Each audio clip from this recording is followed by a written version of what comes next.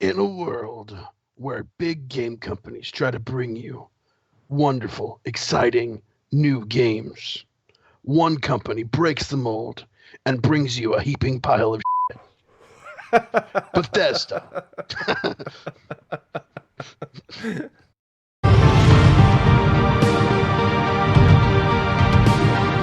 Welcome to the Nerdentials podcast, starring your hosts, Joe Tweedy, Matthew Johnson, Nick Thomas, and Lynn Dudgeon.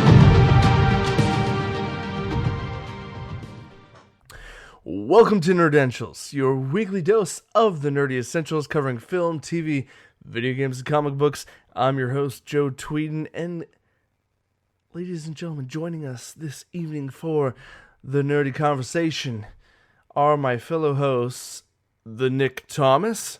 Sir. What? Oh, that's different. New, and I like it. Accompanying all of these shenanigans is our third host, the Lynn Dudgeon. Heyo, why do I have to be the third host? I'm sorry, were you caught off guard by the labeling of second and third? Why can't I be host 2.5? We're all hosts here. We're all equal, Lynn. There was no discrepancy meant. Well, when you number us, you make us feel less important than the number one. Well, shit. That throws everything out of whack. Damn. No, it's all good. I'm number 3. You're not, though. Let's see you try to take a number 3. Moving on. All right. That's what she said. I don't know where to pick up the pieces from here. Hey, there you are, Lynn. What? Boys, it's a good time to record tonight. How have you all been? How have you been this week? Busy as beep. Well, thank you for censoring yourself. That's awesome. I don't even have to do it now. yeah, I don't think I'm going to do it again. I'm right there with you. I've been busier than a one-arm wallpaper hanger. And what is a one-armed wallpaper hanger? Have you ever tried putting up wallpaper? You gotta like spread it out with both hands and hold it up in place and get in and shimmy your way down the wall. When you're only one-armed, it makes it that much. Well, you know what? Thankfully, one, you're not handicapped, and two, we've done away with the whole wallpaper thing like 30 years ago. I mean, people still use it, but it's gone the way of the dinosaur. So, thank you for joining us. This is Nerdentials Podcast, episode 73. Guys, we are ebbing ever closer to 100. Got a ways to go still, but we're getting there. So, aside from being busy, anything unusual or exciting? Boys, gentlemen, I've been pretty busy myself. Got my new job. Been working my butt off. Congratulations. And been hunting. It's season, so I'm trying to get me a deer, and it's been rough.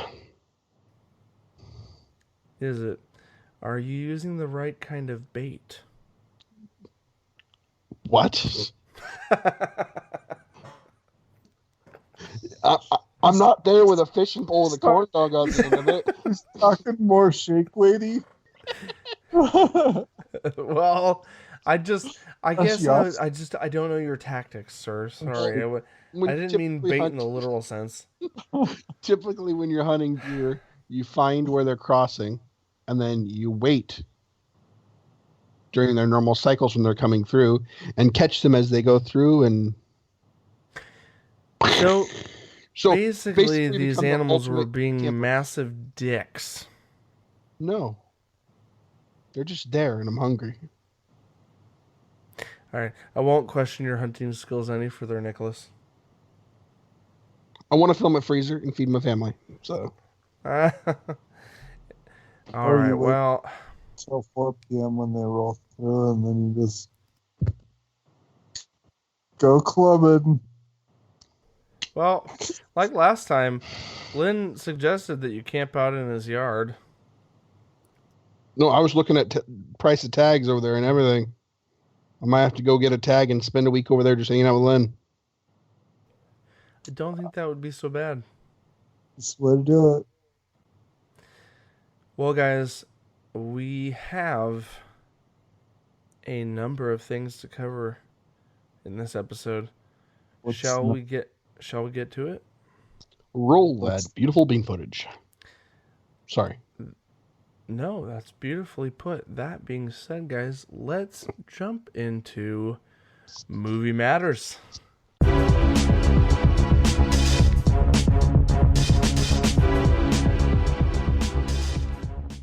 Guys, welcome to Movie Matters.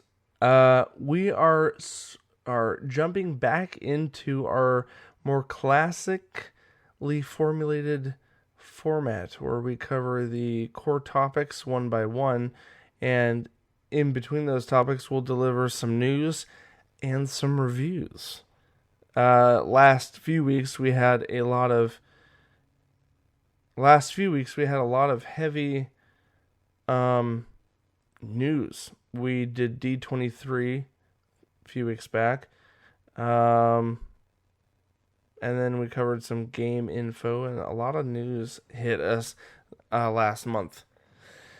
But guys, we're going to roll back into the classic format. The main topic for movies this week that's hit news-wise that I felt was important to cover is how well the Joker movie has been doing in the box office. Now, so guys, unfortunately, us busy nerds have not had a chance to make it out to the cinemas to see this film yet. We will probably give our thoughts on it as soon as we're able to. But there is some important bit of news about said film that I felt was worth talking about. Kind of a spike in the industry, if you will, or at least a spike in Warner Brothers and what they're delivering with all their various single movie takes after the failed. Yeah. You mean there were no mass shootings associated with the movie in any theaters across the nation? Oh, way to make it topical and bring it into a really heavy light. But no, I don't think there has been no reports of such thing.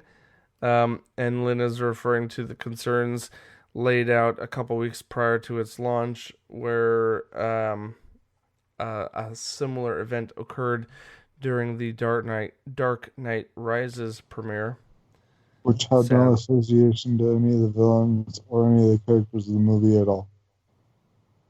Nope.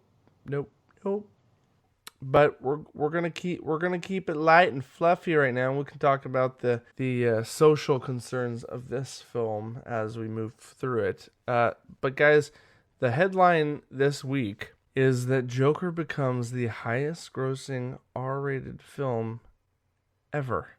So just to I'm going to read through just a couple points here about some of the information we learned. It says here that from Forbes.com, they reported that Joker earned $2.4 million on Thursday, bringing its 21-day total to $258 million, and that's domestic. That's not worldwide. That's just here in America in the 50 states.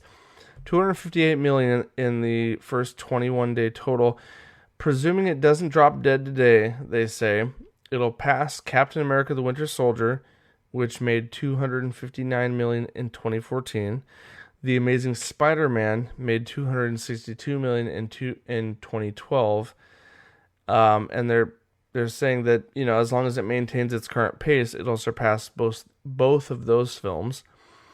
The film had a $778 million worldwide gross as of Wednesday. And right now, guys, we're recording Friday night as of the reporting of this article.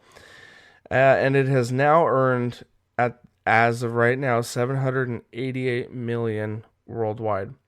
That'll put it right above Deadpool, which made 282 in 2016, and Deadpool 2 made 785 million in 2018. So it capped it. Deadpool 2 capped at 785 million.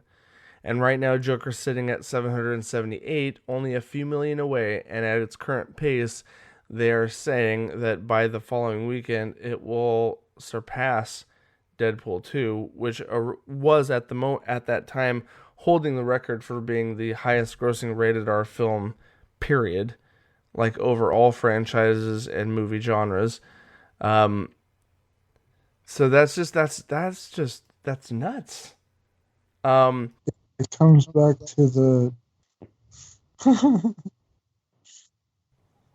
Yeah, no, that's a Ryan Reynolds tweet. Side note: Nick just posted to us in chat that Ryan. I was going to add that in the notes, and I just kind of forgot to. This week, Ryan Reynolds tweeted out in good expletive, sincerity and affection that he said that something mother effers, basically congratulating them for outdoing the Deadpool movies, and that was courtesy of Ryan Reynolds. So guys, like, we haven't seen the film, but like I know a good chunk about it. I've read the reviews, I've seen the talk about it. What are your thoughts on that, generally speaking, and what do you think it means for Warner Brothers going forward and their future films that they do based on these various villain superhero properties? And Lynn, you look like you already had something ready to say, so I'll throw it over to you first. No. Pass it over. What do you got, Nick? What are your thoughts? I haven't seen it yet, so I can't tell you one way or the other. But I honestly think it had an intrigue factor.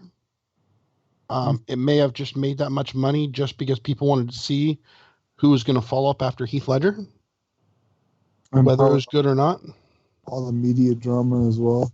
Yeah, the all the drama behind them thinking it's going to spark mass violence and all that also made people want to watch it, because when the news says, "Hey, this might cause this," people are like, "Oh, let's go see what they're freaking out about."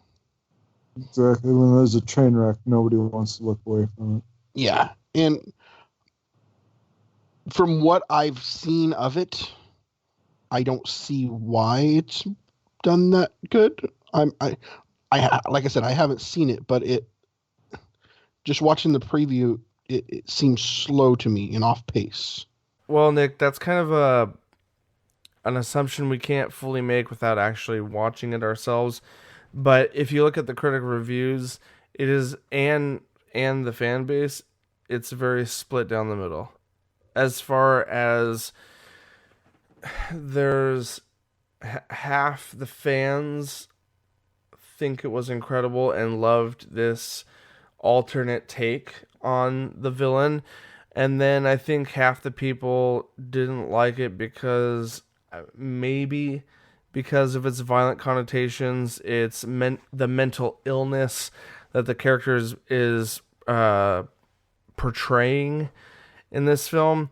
Critically, it got 68% on Rotten Tomatoes, and it does have I don't know if my internet's fast enough to pull this up, but usually on Flickster.com, maybe Nick, you can pull this up real quick. Look up its the number of reviews that hit, but it was well over 400 critic reviews, which is actually a shocking amount for most superhero films or films in general.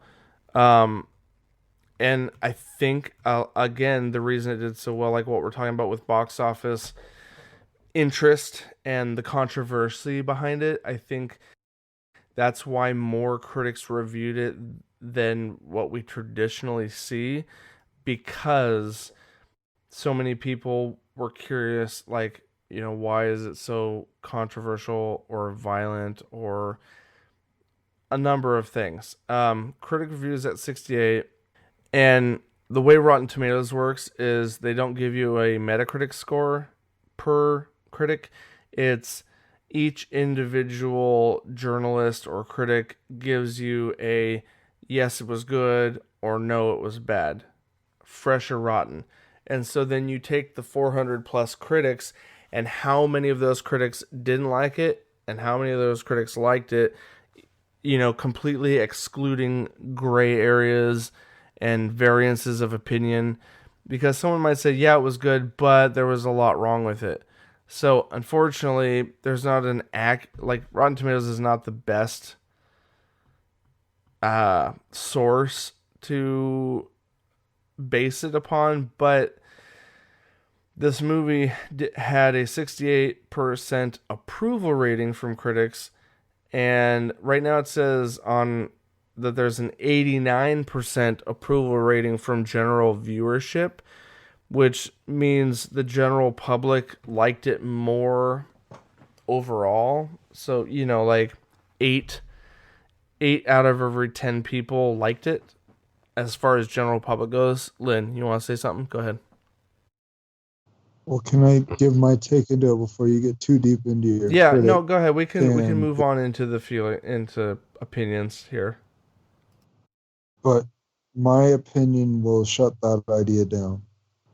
And it's the critics half the time get paid to have an idea. Half the time. What you need to do is you need to make the assessment for yourself. Don't let somebody else think for you. Because if you're going to go off of a critic that says, oh, it's a white clown that has violent tendencies and blah, blah, blah. What if they made a movie about Harvey Dent? Or what if they made a movie about Clayface? Or what if they made a movie about Penguin? And they were just as violent. You know what I mean? I have to say that in the little bit of the movie that I have seen with, Joaquin Phoenix, and it well presented, it's well acted, and it's not like fucking Juggalo Joker. I apologize if people like Juggalo Joker. That's fine. You have your opinion, as I am entitled to my opinion, and it's a slightly more sophisticated / classy way of bringing a violent character to people, as opposed to just, outwardly, blatantly violent, lack of care towards anything human. This shows that they're, I don't necessarily view it as it humanizes or it makes it okay. A person can go from being okay to being not okay by the way that society treats them. Right. Mental illness can only be exacerbated and made worse by your surroundings. Mm-hmm. And so far what I've seen is that's what happened. Is just that I'll get off my mini soapbox for a second. I wasn't trying to cut you off, dude. I was only on a side note, just going back to like the critic amount, this does have, I think, and I haven't looked at every film on Rotten Tomatoes, but this does have a record number of critic reviews. I just finally pulled up like the critic consensus here, and there's 500 critic reviews for this film on Rotten Tomatoes. I thought Wonder Woman had a pretty record high hitting. The like, to give you perspective, the average Marvel movie gets 350 to 380 critic reviews. Like, that's the average, and those are huge, massive blockbuster roller coaster rides. They're the amusement park of cinema, as I think a few renowned filmmakers have called out Marvel in recent news headlines, bashing Marvel for them not being true cinema. We're not going to dive into that right now, but but but to be fair, the average movie in general, anytime I look at a critical review or the percentage, I see that there's anywhere from 300 to 380 reviews. And Wonder Woman got over 400, and I thought, wow, that's impressive, and it still held a 90+%. That's cool. And I'm looking now, and it's now at 69% is the official current critic rating, and that's based on 500 flipping reviews. So that alone is, to me, tells me that this movie is just so, air quotes, controversial right now that many more outlets pursued putting out a review for it rather than skipping it, because everyone wants to be on top of what does everyone think about this, and so everyone's trying to put their 2 cents in. They want to get their hands in the jar as well. Yeah, and but conversely, the 89% that comes from the Rotten Tomatoes viewership, general public, there are 53,000 people have come in and reviewed it personally, and out of 53,000 people, almost 90% of them liked the movie. So, I tend to... They're trying to counteract the negative critic reviews because it's getting like a lot of other movies critic bombed because they don't feel like it fits social views that they deem necessary. All I'll end this with, and we probably shouldn't speak too much more about it, not having seen it ourselves. But everyone that has said positive things about it, minus the gripes, has said that Joaquin Phoenix, as an actor, put on an incredible tour de force of a performance. That some people are saying on par with blah blah blah Heath Ledger, yada yada, right? I will say with what I have seen, like I told you, that it is comparable. It is along the lines of that. Yeah, as an actor, he's an incredible actor, and the funny thing is, on a side conversation pulling out of this, is that Joaquin Phoenix has never done a sequel. As an actor, he refuses to do sequels. He never likes playing into a character a second time. He's also he's been attributed as a method actor, and he likes to put 100% of himself into that role and never wants to revisit it. In several personal interviews, he said he got into some really dark places personally, and thankfully the movie came out, and we haven't lost him, unfortunately, like we did with Heath Ledger, who put way too much of himself into it, and he kind of took a wrong turn, unfortunately, with the Dark Knight film. But Joaquin Phoenix, so a lot of fans and publications and podcasts I've listened to have asked the question, is and obviously Warner Brothers, being the corporation that they are, when a movie performs as well as it does, the immediate question is, can we do a sequel, or let's do a sequel? And we're pretty confident as a fan base here, I think, and based on what we know about Joaquin Phoenix, that even if they try to do something more with the Joker, that it's almost incredibly unlikely that he will ever return to that role ever. Like, this is a one and done story for him.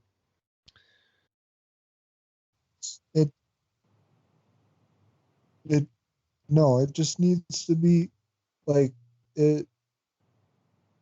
I feel that once I do come to the end of the movie, it'll probably be it just needs to be done there.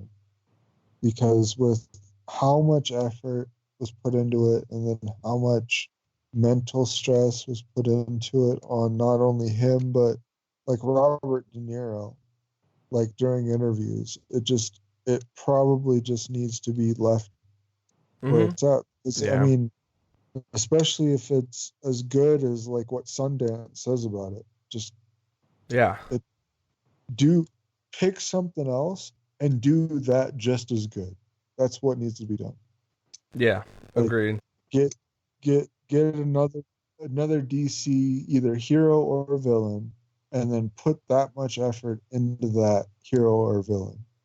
And dude, Don't try to milk one character for what it's worth, because people will get burned out on it, and they'll either not want to see the next one, or they just never want to see from that character again.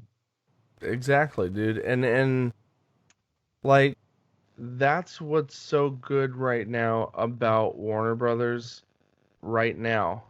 Coming off of Wonder Woman and Aquaman and now the Joker being a complete alternate world story about the Joker, and then we've got Birds of Prey coming out. We've got oh, sorry, I always forget. Shazam did well. It didn't like blow the box office, but it did well. Um, and then the uh Rob Pattinson, freaking who's directing it? Sparkly vampires. Come on, Nick, stop. No, help me with the details, not the memes. Uh, who's? Why am I drawing such a blank? Who's directing it? Guy that did Planet of the Apes. Reeves? Yeah, Matt Reeves. Like, like right now, the casting is going incredible. Once Robert Pattinson came out of the woodworks and that was made official, the additional casting that's been procured, additionally in like side news, the Jonah Hill was originally in talks, and that was a controversial topic over the last 2 weeks, and a lot of people were like, "Oh, maybe he'll be the Penguin." But the thing is like no one, none of the fans on any podcast I've listened to want to see him as the Penguin, because that's too easy of a thing to cast him in, because one, he's not skinny anymore. I mean, he's skinny now. He's not like, okay, maybe 2008 Jonah Hill, husky Jonah Hill might have been like a more obvious pick. And then we're also talking. Go ahead. Jonah Hill will be Green Lantern. Come on, if we're being honest. Well, then that's outside of the Bat family. So anyway, it was just confirmed this week that he dropped out of being in talks. So he is absolutely not going to be in this film. Yeah, because he wanted a shit ton of money. Yes, I know that was the controversy too. Is like he was asking some rough estimate of like $10 million to be in the film, and he's earned some clout in the last few movies that he's been in. He's been in a couple of serious dramas, and I know Nick hasn't seen any of those, and all he sees him as being the 21st Jump Street, co-starring next to freaking what's his name from Magic Mike. Yeah, Magic Mike. God, freaking, what's his name? Help me out, guys. Channing Tatum. Channing Tatum. No, it's funner to watch you Struggle? Stop making me struggle, Lynn. No, not struggle, but imagine Magic Mike. Or Magic Mike 2. I liked him in the dance movies. I won't even go there. There was a sequel to that. Which is, yeah, I know. No. XXL. Jonah Hill for me was, Superbad and Forgetting Sarah Marshall. That was Jonah Hill for me. I know. I haven't seen War Dogs, and there's a couple other serious films that he's been in where he plays a really effed up dark character. And so I guess a lot of fans that have seen those movies thought maybe he was a viable option, but he's stepped away. Warner Brothers went for Nick. Can you pull up the article? I am so sorry I didn't have the notes on this, but recently someone was cast officially as the Riddler, and someone was also cast as Catwoman for this Batman movie. And Lynn is just shaking his head like he don't want to talk anymore about this damn movie. Are you completely like, I don't give two shits about this movie until it comes out? Is that where you're at right now, Lynn? No, I'm just like Or are you just worn out from the back and forth about what it's going to be? I honestly have no opinion right now on this. I was just Okay. scratching my face. Fair enough. But for the sake of our pop culture podcast, Lynn, you do understand there are some things I do feel is important to cover, even if not everyone here is like the most excited to talk about it. All right. Recently announced, we have So, in the role of Selena Kyle, Zoe Kravitz as Catwoman. Mm-hmm. That's official. And do you have a Riddler? Because I think he was official Yep. too this week. And for the Riddler, the actor that is cast as the Riddler, who will portray Jim Carrey's crazed take on it, as Edward Nygma, will be Paul Dano. Mostly known from Little Miss Sunshine and There Will Be Blood. Oh snap! But the thing is that these are not AAA actors. They've got good credits, but they're not Jonah Hill. I want $10 million type of BS. Uh, You know what I mean? and well, what? as far as the Paul Dano, I feel like he would make a better Scarecrow than Edward Nygma. I agree. Interesting. I don't mean to knock him, just things that he's been in the past. I feel like he'd make a better Scarecrow than an Edward Nygma. So we were just talking about Jeffrey Wright from Westworld was recently also announced in the last week or two that he'd be being cast officially as Jim Gordon. Yeah, filling some pretty big shoes there of Gary Oldman from the Dark Knight series. Commissioner Gordon. Now, in your opinion, Nick, is that like the blueprint? Is that like the flag in the ground that you base all Jim Gordons on? Older Jim Gordon's? Yeah, like Yeah. all actors that have portrayed him before. So far, yes. He's Okay. been the best, most accurate. Gary Oldman is one of the most underrated, greatest actors of our time. Personal opinion. I could agree with that. He's played a lot of great roles. He's never been in a huge spotlight before.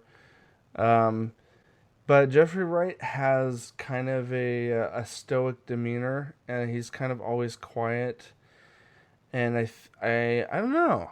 I think with a trench coat on a rooftop with the bad signal, maybe he pulls this off. Big stogie in his mouth. Yeah, this could be fun. Lynn, you've got a pointer finger extended. Do you have a statement to make? I will say, I've never once underrated Gary Oldman. He is a great actor, but I do feel like he is the penny loafers, like what is most comfortable for Commissioner Gordon, like what feels right. And this might be the different set of shoes laid out upon the ground that might be a different portrayal that might also feel right from a different angle. You know what I mean? Well, I don't yeah. necessarily think that I'll hate it. I feel it'll still be gritty on a different level, at a different angle. You know what I mean? It'll be come at from a different view, a different point. And I don't know. I feel it'll be pretty good. Yeah. I don't hate it. It's just, Oldman feels right. Like I said. those comfy, insoles of the penny loafers. You're like, oh man, this feels fantastic on a Friday evening. But For shizzle. Hey, this might be the shakeup that we need for something different. I don't hate it.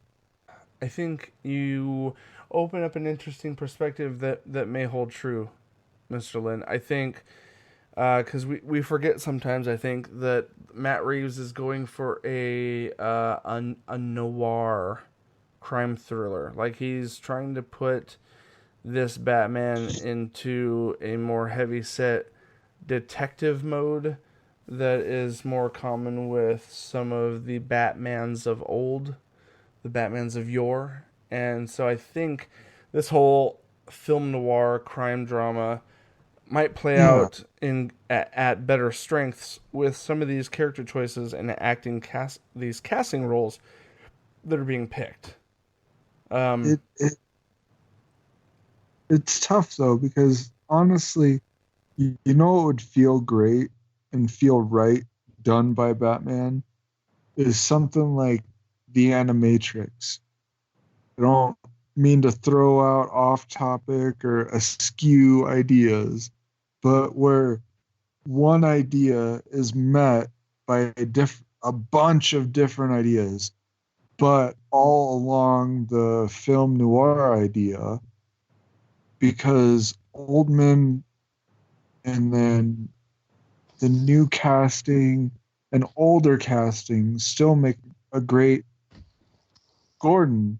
It's just the two of them, it'd be great to see side by side within the same idea, their acting or their portrayal. You know what I mean?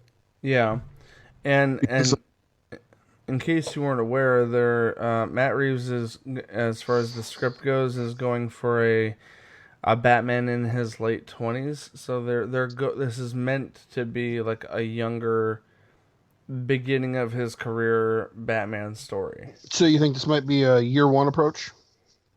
Possibly. I don't. I think they might pull elements from it. It will definitely be like a unique story, but I definitely think it's coming from more of that time period, and they've said as much in social media. we're gonna get another proverbial training montage. Montage. I'm sorry. I mean, if it needs to be done, then it needs to be done. But montage. I know we skipped past the Joker conversation. I feel like we said what we could say up to this point. We'll revisit it once we've actually been able to have time to invest in the film. We're I think If you all want to, if you want to hit it tomorrow, I can watch it within the night. So let's say I don't know if I have that time or opportunity. Let's talk off air, Len. but and then also with the Matt Reeves Pattinson Batman flick that is coming our way in the near future. That was some good news and some good conversation. Now, I heard off air that we have a one more news topic that I did not get in the notes tonight. Yes. Disney Marvel fans are calling for Hawkeye, Jeremy Renner, to be replaced. Go on. I mean, he Because hasn't even had his series yet. I know, it's typical knee-jerk reaction from people not knowing what's going on in the situation and just jumping to reactions.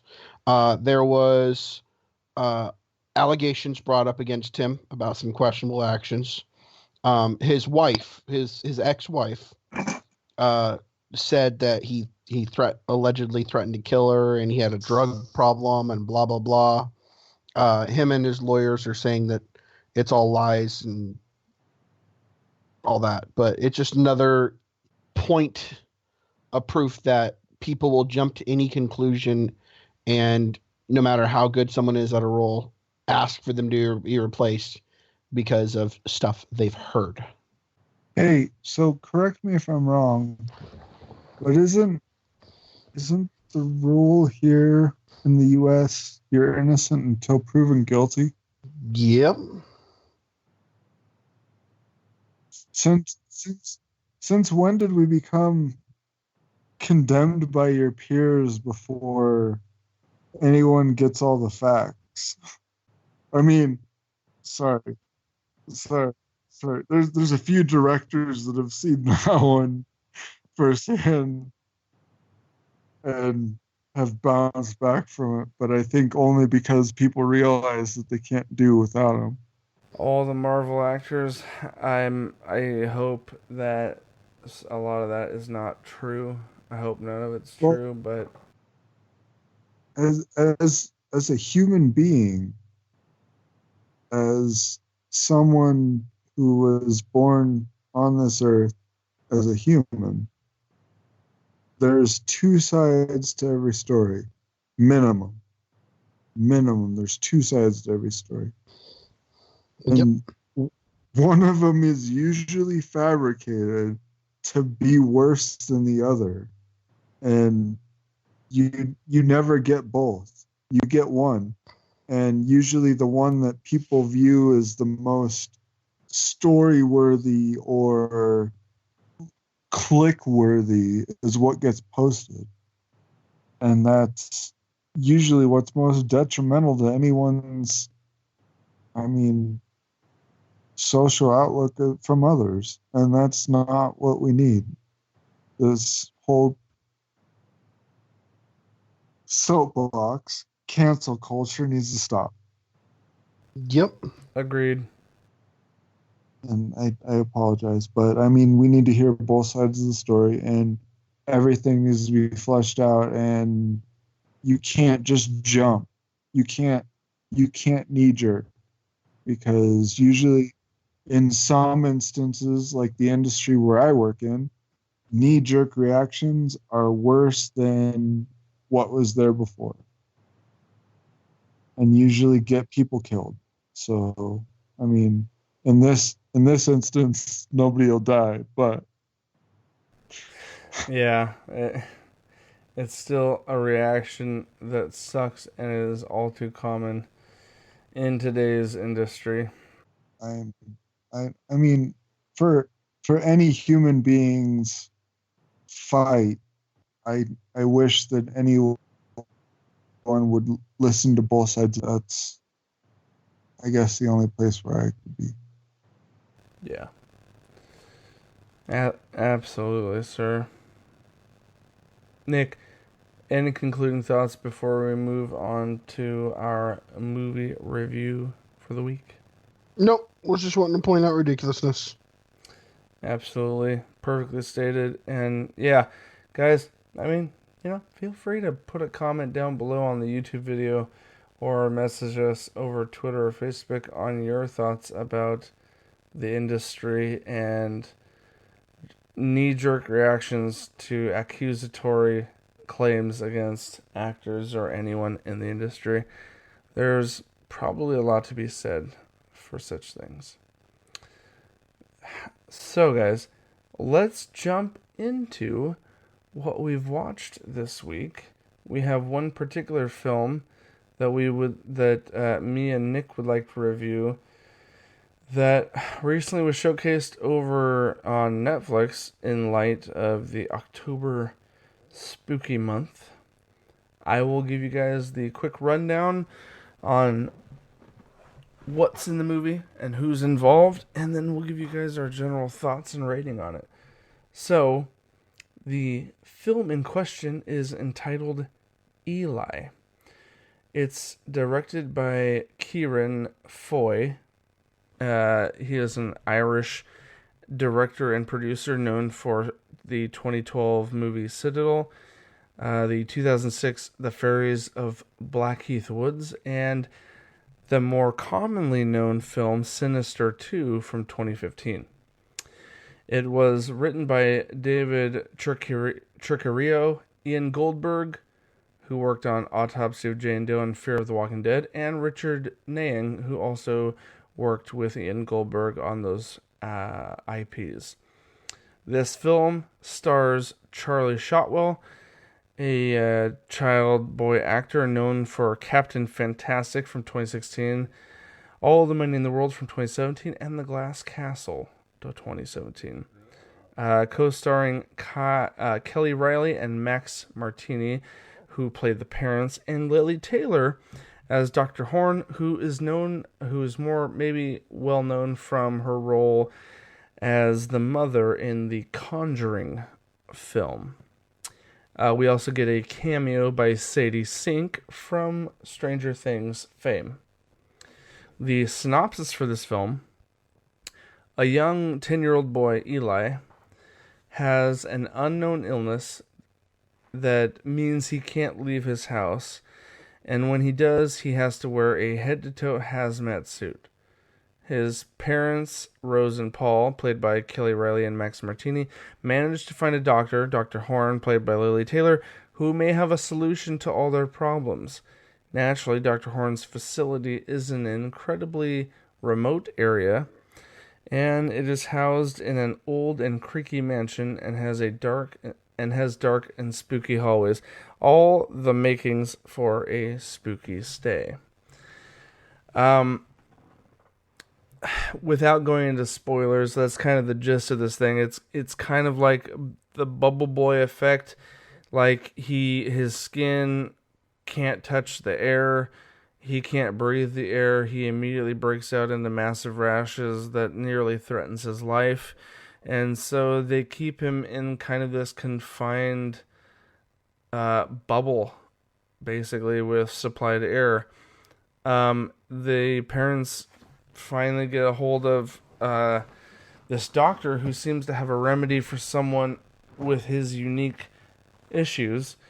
And, of course, as in the description before, it's at this crazy, spooky-looking mansion in a remote area. Right at the beginning of the movie, when they walk in, it's kind of like a clean house. They kind of go through a decontamination area, and then they get ushered into, the area where they're going to undergo treatments for the kid. Overall, I feel like the pacing of this movie was good. It kind of kept you wondering what's going to happen. It had all the crazy common tropes for a lot of spooky horror stands, anytime involving hospitals, or you got the fog on the windows, you got the creepy handprints on the window, you've got occasional apparitions of ghost children in the hallways. You've got the parents not believing that the kid sees what he sees. All super common tropey aspects of horror. And without giving away anything about the ending, Nick, the one thing I want to throw out there is that for me, I enjoyed the film all the way until kind of the end, and I don't think we can really explain our feelings on the end without spoiling it. So what I will say is this: I'll put it this way. It built a steady amount of suspense and concern and wondering what's going to happen to this kid. Is he going to get better? Are they going to cure him? And you're left wondering, are the doctors here, are their intentions true and honest? Are they really going to help him? They seem a little shady. All those tropes seem to happen. And then the ending took, just for me, a really crazy twist that I didn't hate, but it kind of, I don't know. I feel like, for me, a horror movie needs to keep pushing that boundary of dread. And then for me, I like horror movies that end with uncertainty, or I don't mean to be a morbid person, but true horror movies I like when they end with an unknown outcome, or they end with just complete dread. Like those are like the most common. Like, yes, this was a successful horror movie. This takes a twist that's so unexpected and kind of was like, what? I don't know. I don't know. I don't know what to say other than that. But my rating, based on what you guys just heard, without spoiling anything, is I give it out of a 1 to 10, 10 being incredible. I give this I'm gonna give this a 7. Honestly, a 7 only because of how it ended, not because the journey up to the ending. I felt could have been an 8 or a 9, but the way they decided to end it pulled the film as a whole down to 7. I'm gonna let you have the floor for a minute, Nick. You tell me what you thought about it. A lot of the jumps scare type things were almost telegraphed. You knew something was about to happen when it was happening because of the sinister way the whole time in the movie would change. You could tell something was going to happen at any given time when that was happening. So it kind of gave up the ghost. Uh, but it just it seemed forced. I liked the premise of the movie. I liked the idea and everything behind it. I even liked some of the acting, but overall, to me, it felt forced. Is why I gave it a 6. All right, Nicholas. Well, fair review. That makes sense. You know, I Nick, between you and me and our audience, do we recommend them at least check it out? It is on Netflix. Yeah, You know, it's I an would easy. definitely recommend at least trying it. It's an easy click through, and me and my wife on the spur of the moment decided to try it out last night. So that's what we did. You know. So that being said, guys, let's move into our next segment. We don't have much news regarding TV, but we do have at least a review to throw out there. So let's jump into TV talk.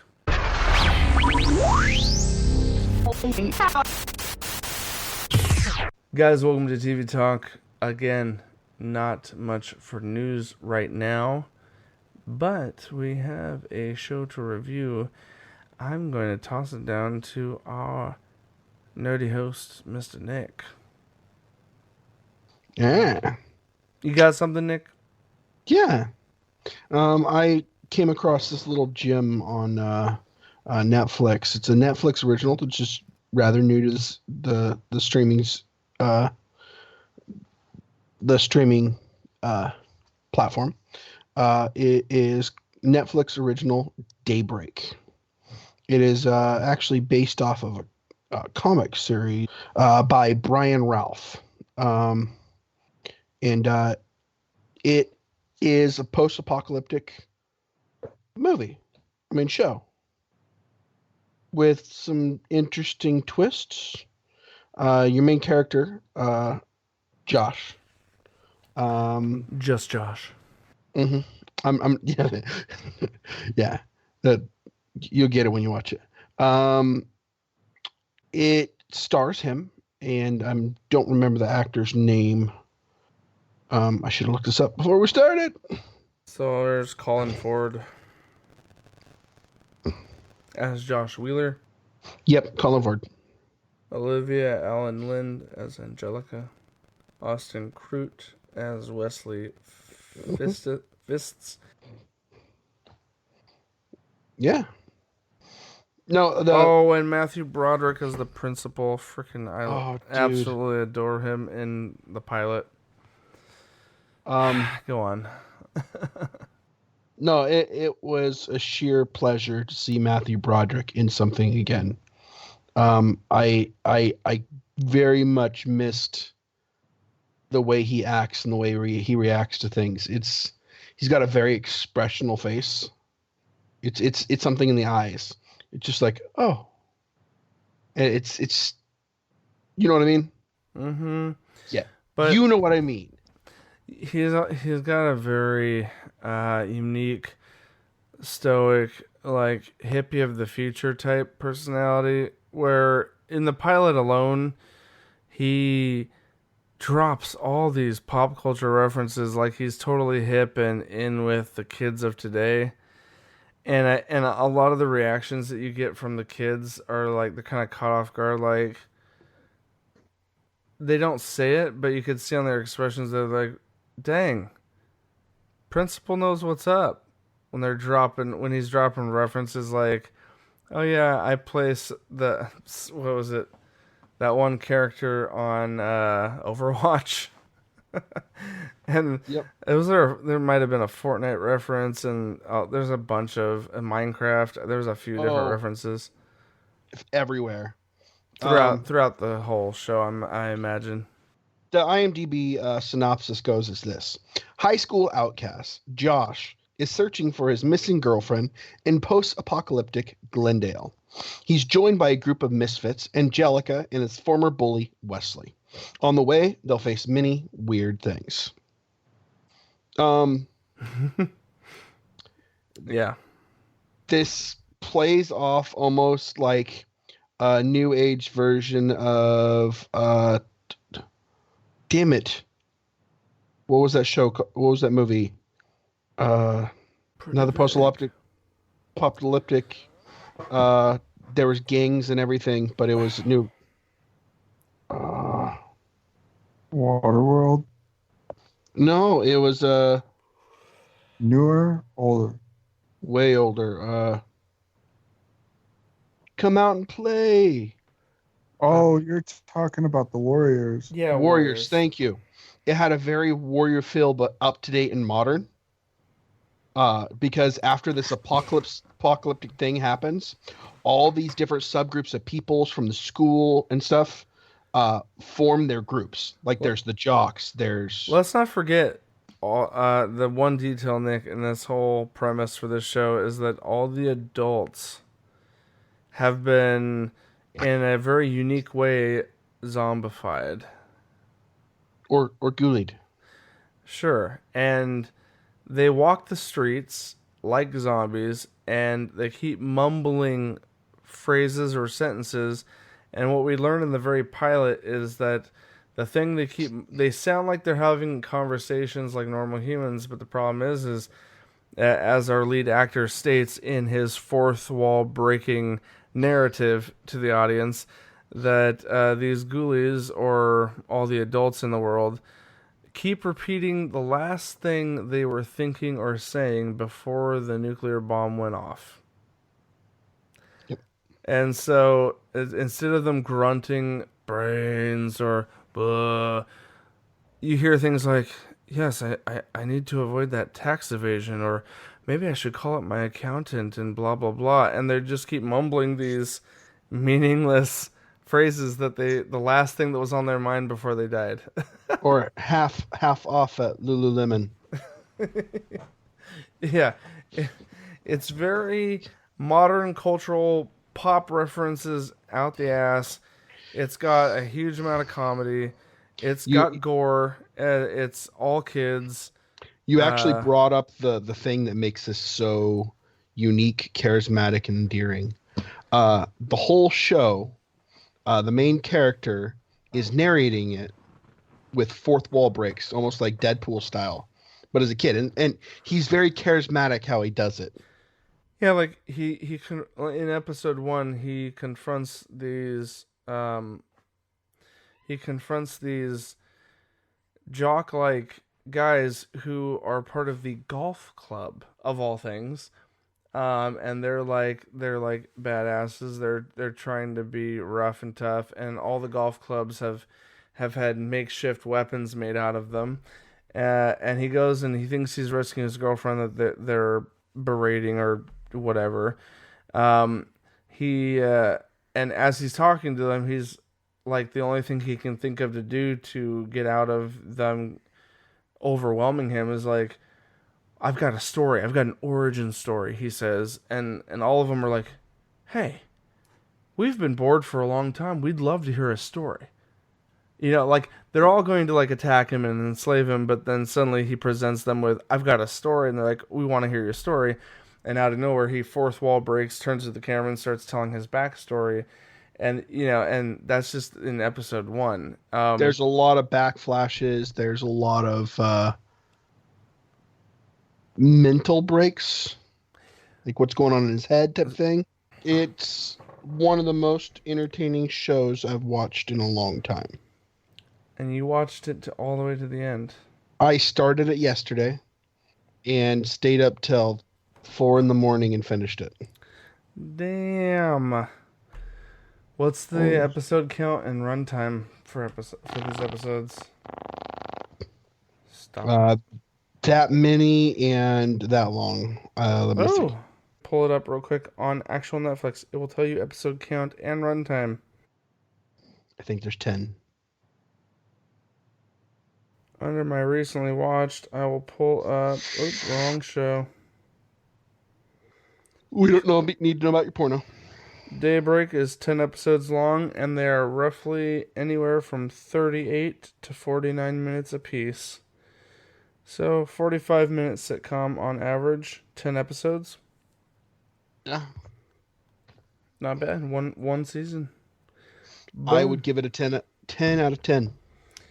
Damn! Highest of recommendations, guys. All the way through. Based on the pilot alone, I am intrigued to just keep going, because that's how hooked I got only in the first 20 minutes.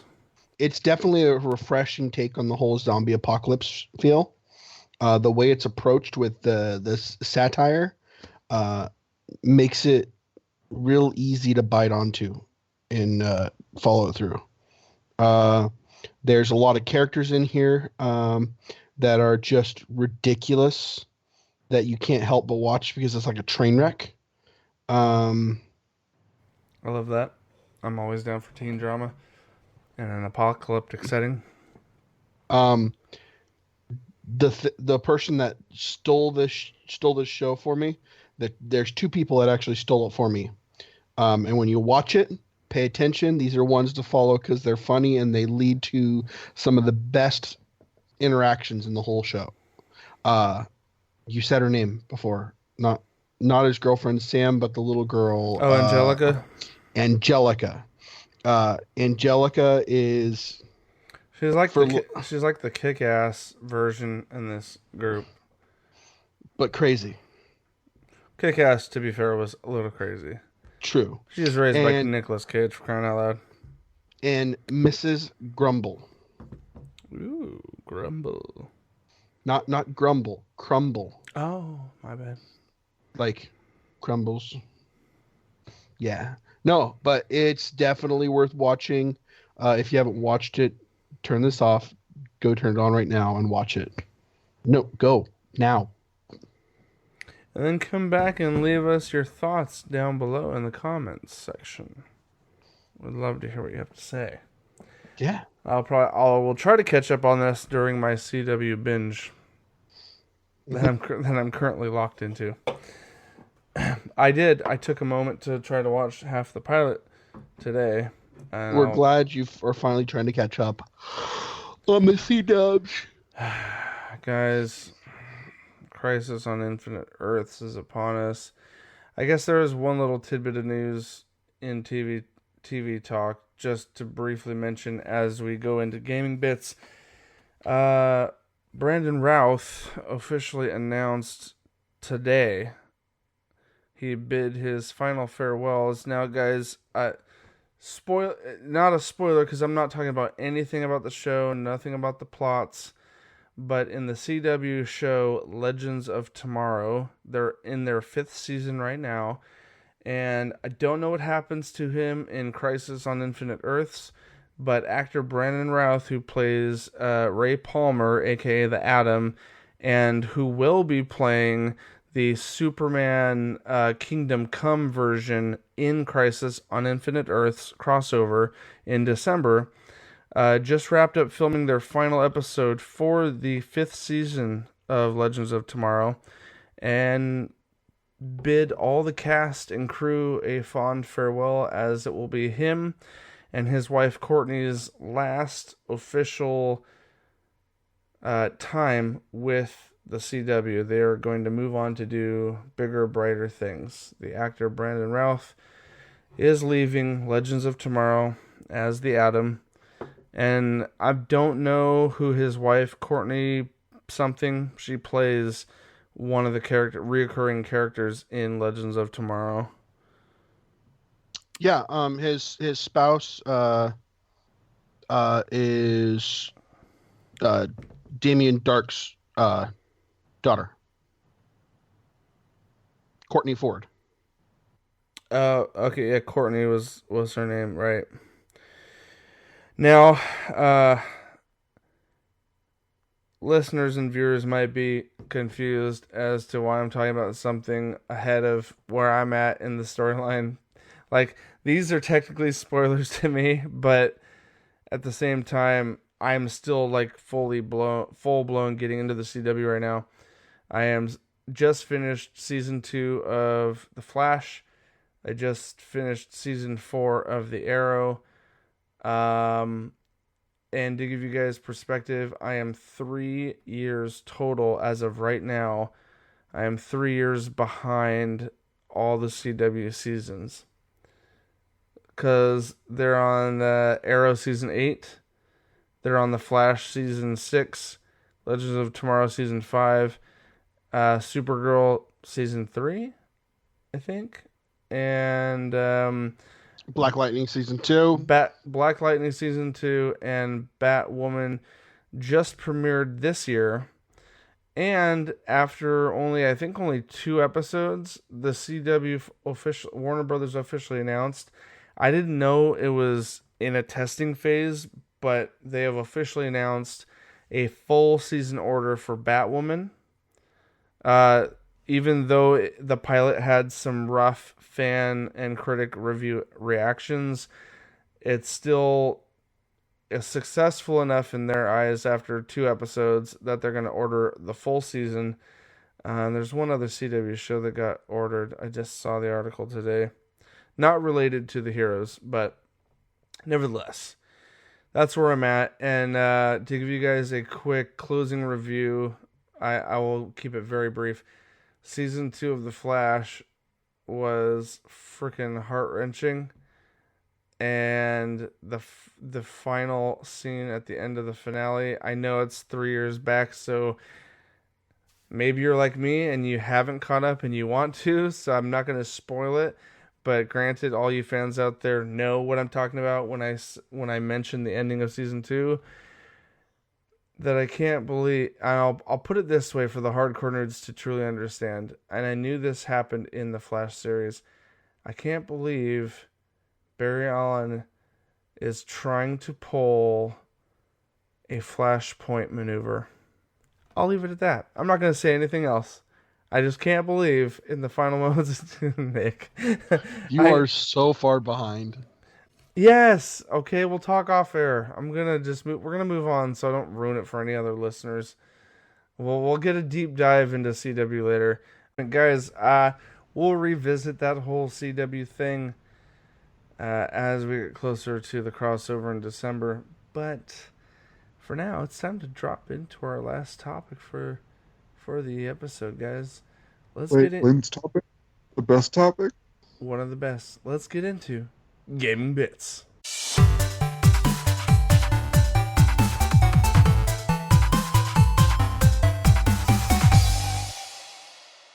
Guys, welcome to Gaming Bits. There's a lot of things to talk about, but there was not a lot as far as fresh current news this week that I was able to procure. However, I am going to toss... I'm going to take it over. Yes. I'm taking it over. Yeah. Lynn, I'm bowing out. You take over. I'm taking it over. All right. Okay. Hostile takeover. Oh, it was Hostile takeover. Oh. Okay. I would like to start the segment off by saying December 10th is the end for the season pass on D2. Not that anybody cares, but you need to grind it out. Also, I have my Wendigo. Finally. And your Leviathan bow. Yeah. Congrats. Okay. The Leviathan bow quest. I'm not even gonna lie, it made me cry. I don't know how many times. Like when I went back and actually read the flavor text for it and how Banshee 44 has such bad memory loss that he still thinks that Cade is still alive. It's mildly painful. And the quest though was one of the more enjoyable quests we've done in a long time. Yeah, right? As far as cooperative play and everything, dude, you, me, and Brayhan. Shout out to Brayhan, Dr. Brayhan. What's up, Putting up with Bray? our asses. Love you, man. I'm not even gonna lie. We all lost our collective minds on that arms dealer. Oh, geez.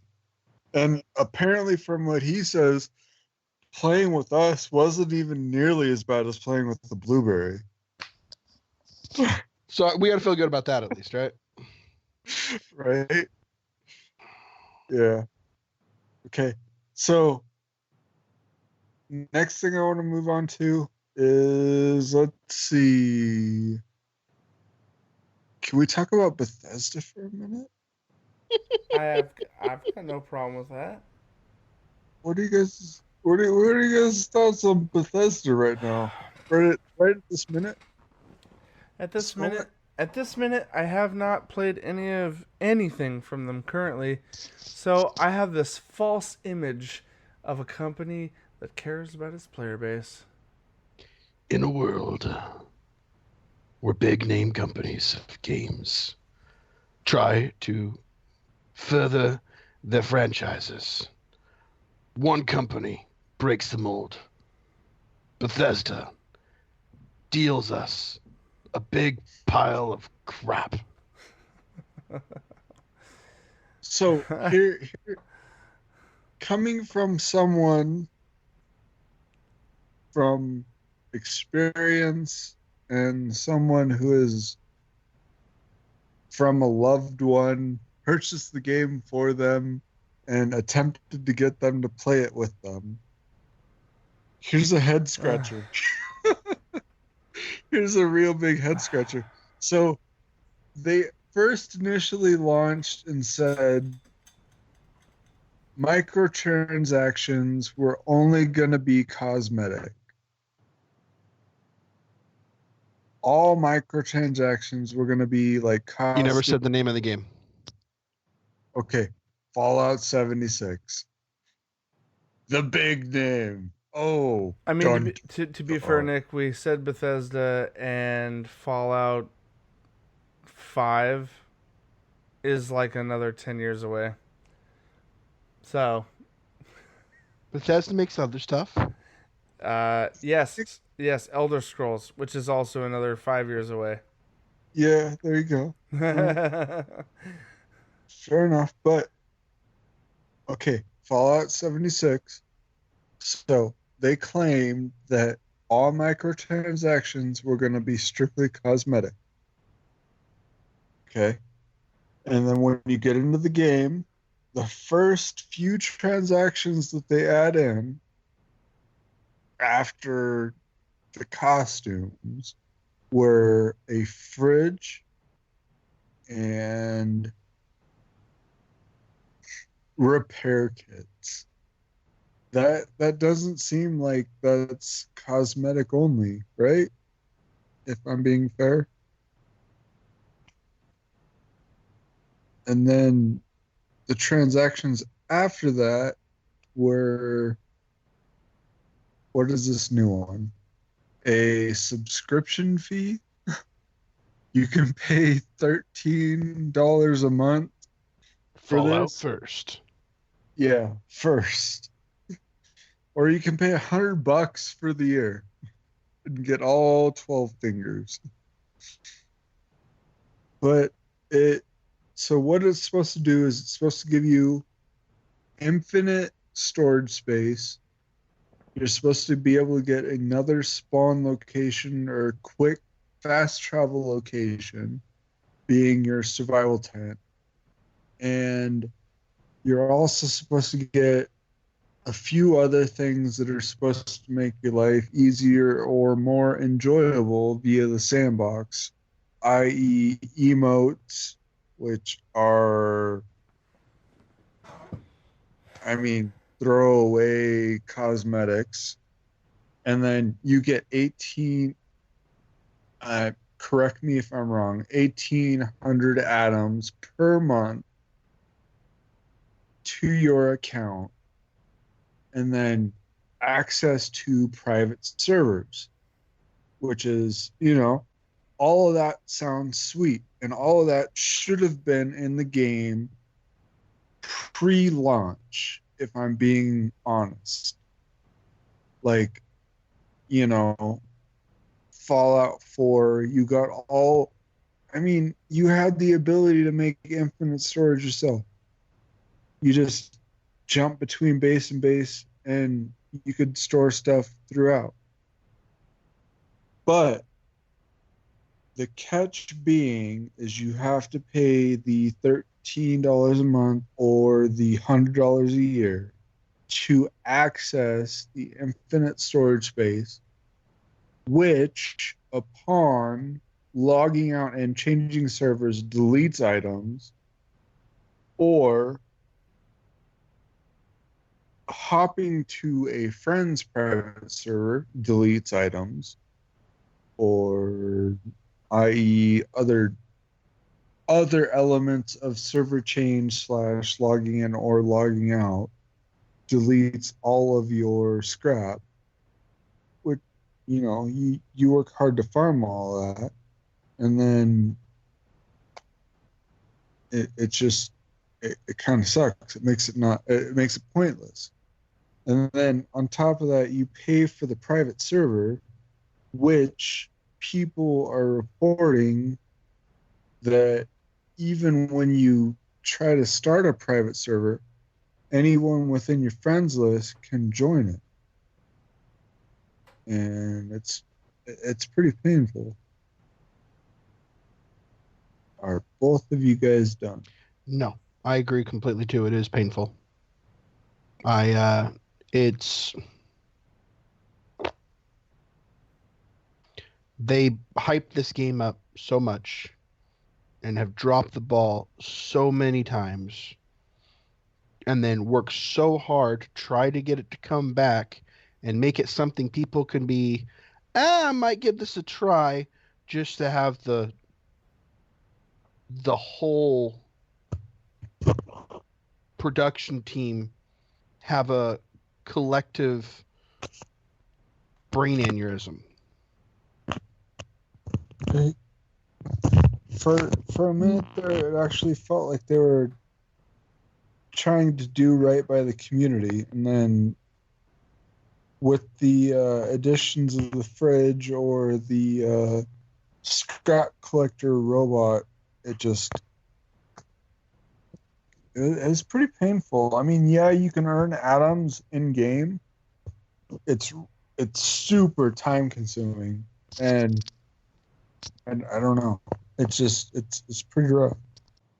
No, so where I was at was, so the refrigerators and the scrap collector robot should have been in-game base. Like, you should have been able to craft those or build those as a sandbox, like, feature of the sandbox, better your life game quality type thing. Because just the sheer fact of collecting stuff is kind of a pain.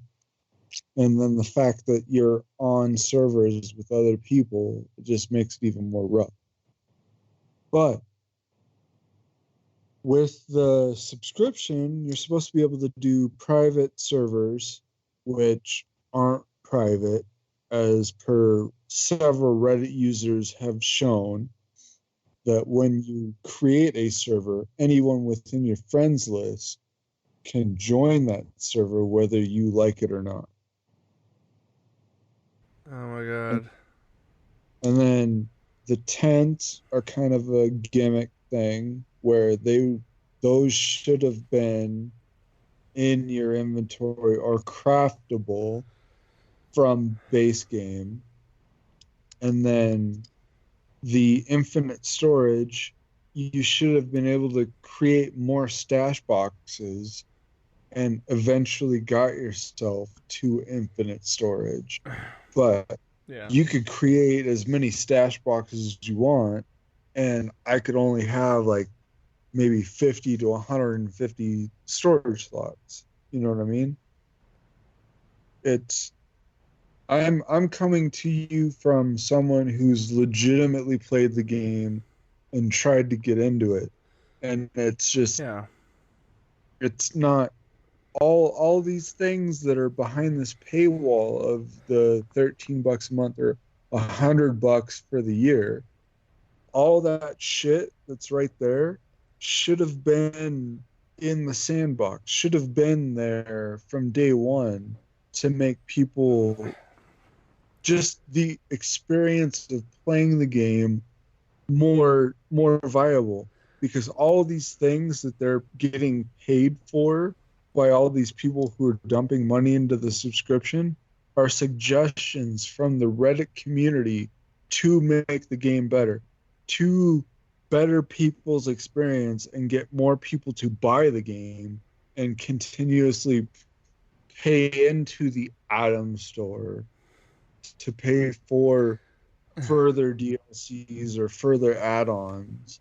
It's Yeah. just they're they're taking advantage of the suggestions that they're saying are half-assed or what they don't deem as higher quality suggestions, and they're monetizing them. Is all that this right here comes down to be, and it's fucking rough because I can't count how many hours that I've farmed the golf course just to try to level up and get components or star graded armor or star graded weapons, let alone explosives, to better myself in the game. And Yeah. it's frustrating. I mean, That's ridiculous, dude. some people might view my gripe as I'm a dirty farmer, but No, dude. Anyone listening well, to us long enough, or anyone worth half their weight in salt, could see that well, I mean, you're a committed, legitimate gamer in our group. Like, you put time into this stuff. everybody from the day one that the golf course was found as a good farm spot was farming that location because it was the only true spot where you could legitimately farm. Yeah. That's why server hopping became such an issue. Also, with that, you know, subscription, they've also found that with private servers and other server allocations that a lot of their Amazon servers were recycling assets. So you would jump from one server to another server and Yeah. then hop to a server where everything in the server is already looted because it's a recycled server. That's annoying. Which is, yeah, it is very annoying. You'll have to come up. You'll have to help me, Lynn, come up with a proper title for this segment that is current and controversial and maybe a little witty. Oh man. Oh, on a side note, I would like to say that I mean, you probably want it brought up, but um, someone did manage to catch the URL for the Fallout First website before Bethesda could get their hands on it. This is And gold, put up, guys. they put up a hell of a roast slash meme site that took Bethesda's initial launch website Mm-hmm. showing all of the stuff that was coming with Fallout First and put it in one location and then put a fan slash roast spin on it for just, it is like It is creative. I will say this, Lynn. It is creative. dude, all the way to the end, I was laughing my ass off. I don't know if it was the way that it was very well written or if it was the way that my wife was presenting it. I will go on the segue from all of the hate towards Bethesda. I have to say, Microsoft acquiring Obsidian as a first party title slash exclusive content creator, Exclusive. albeit this title that I'm about to talk about is not exclusive, but thus far, Outer Worlds, it is a soul slash deity successor to Fallout.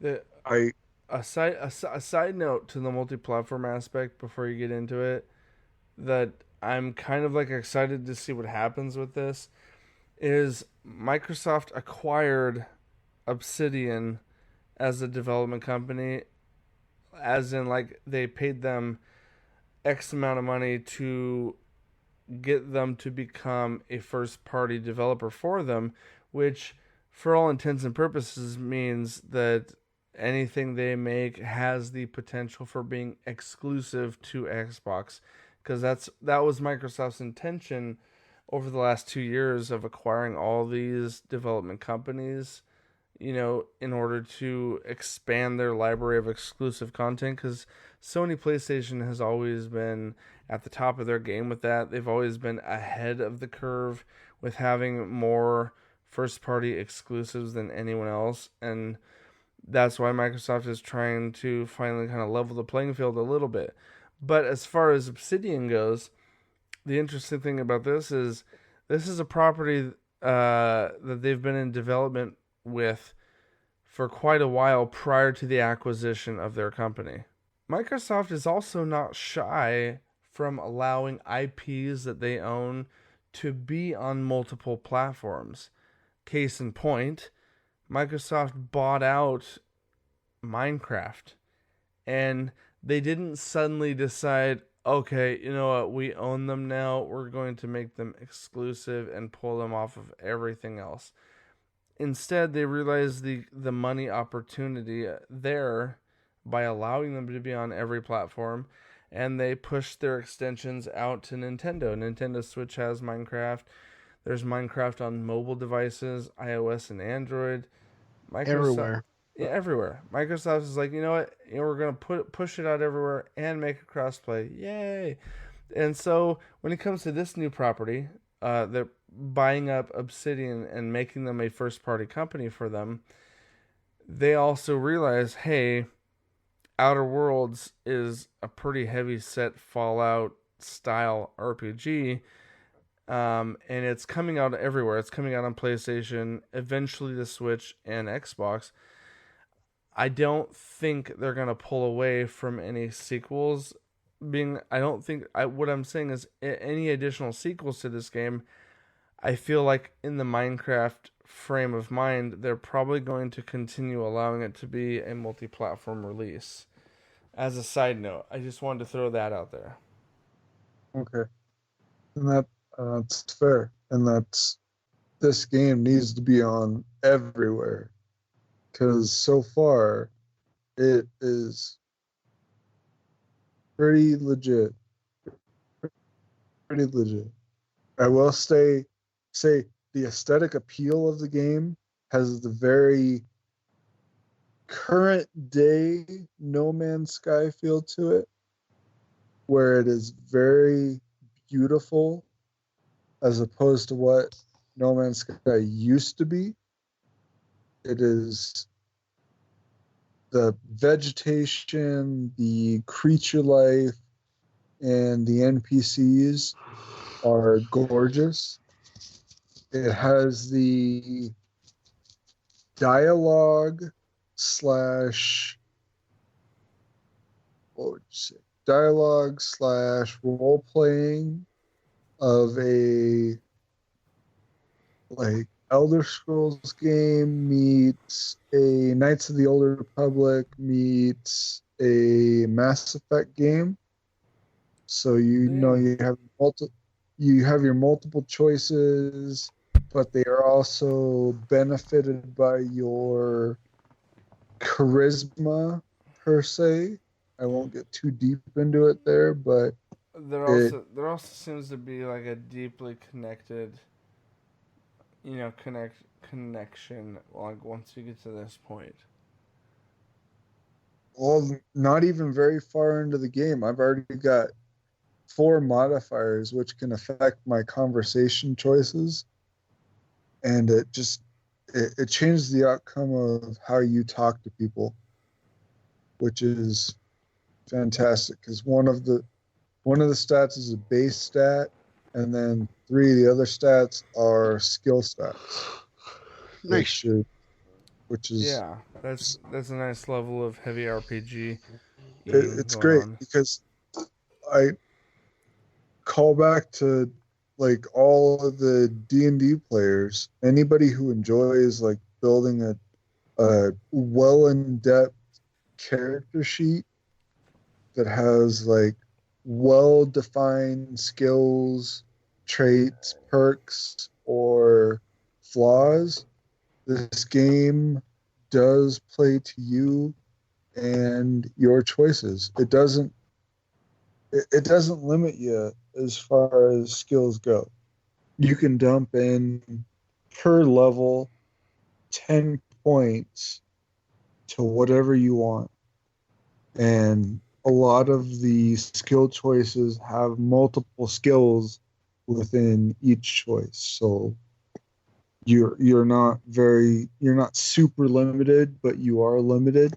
And then as far as the perks go, you're given maybe 1 to 2 perks per level. And each perk has from 3 to 5 different, I mean, from a 3 to 5 range on it. And it's great. And within maybe 20 minutes of gameplay, I've come across like 9 to 10 side quests alone, which is fucking crazy. I would definitely say Outer Worlds is definitely worth the playthrough. I mean, if you're a heavy RPG fan, whether it be tabletop, video game, and or board, this game definitely does true to the RPG element because you can legitimately play this however you want. Because from the first NPC to the current NPCs that I'm at, you can kill every last person in this world. Or you can keep them alive. You can do all of their side missions. You can do everything to benefit them. It you can honestly play this game thus far however you want. I am so excited to try this game, but I was unable to, due purely entirely from internet data restrictions. But I gotta throw this out there for anyone else not restricted like me, guys. Being a first party company of Microsoft, Oh, even though they're open to all platforms and it's currently a widespread release, guys, if you have Game Pass on Xbox, this right here is just like Netflix, a quick click away from watching and or playing. All you gotta do is have 37 gigabytes of free space and download this right now, guys. It's available to play right now if you have Game Pass. And I'm not. and they're selling it at full price for $60 still. Like if you didn't have Game Pass, they're charging $60 to buy this game outright. Like I've heard that it's a 30 to 40 hour game campaign RPG put out by Obsidian, and like, dude, that's more than like that justifies a full price for a regular game. But anyone with Game Pass right now is blessed with just the idea that you can download it. Just download it and play it, right? I will throw this out there to any of the people who did enjoy either of the South Park games from Obsidian. This game far supersedes both of those. Like it feels like Fallout meets BioShock meets No Man's Sky meets basically any game with an in-depth crafting system to it / heavy RPG system. This is it's well worth it. I mean, it's worth the download. Especially with Game Pass, right?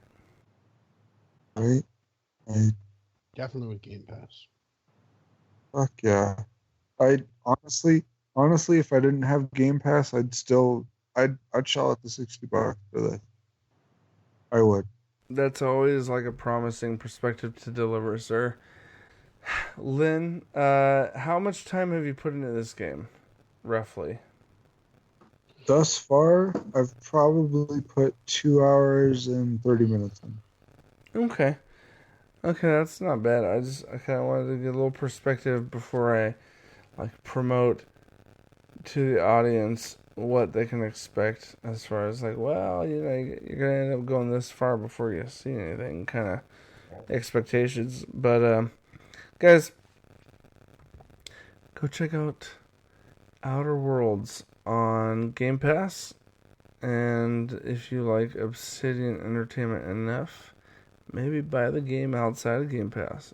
I feel like it's probably a game worth it no matter what. Lynn has had experience and agrees with these sentiments.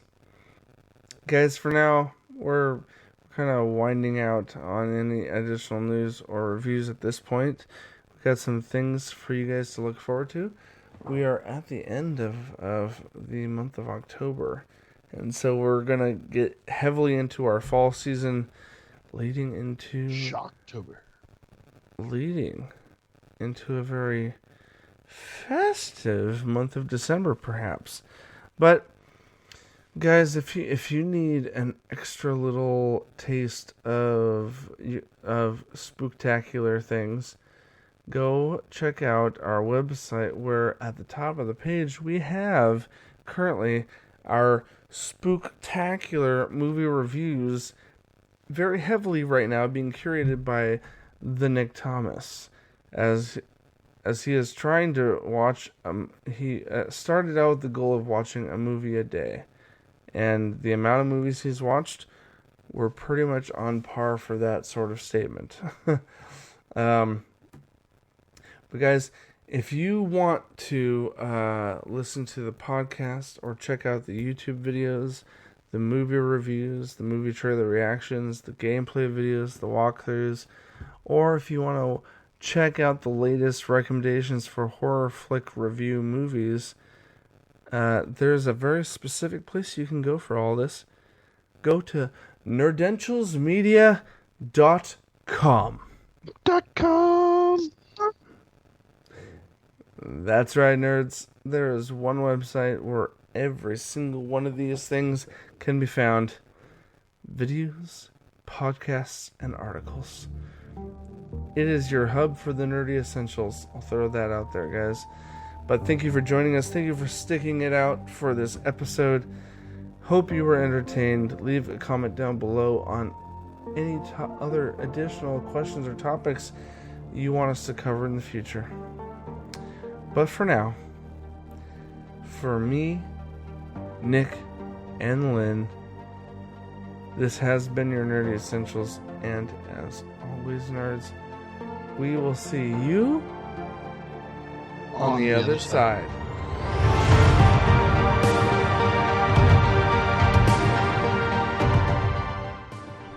That was a crazy hesitation, Lynn. Did it sound in sync to you? Kinda. Not really. I didn't know why. I think you're making stuff up.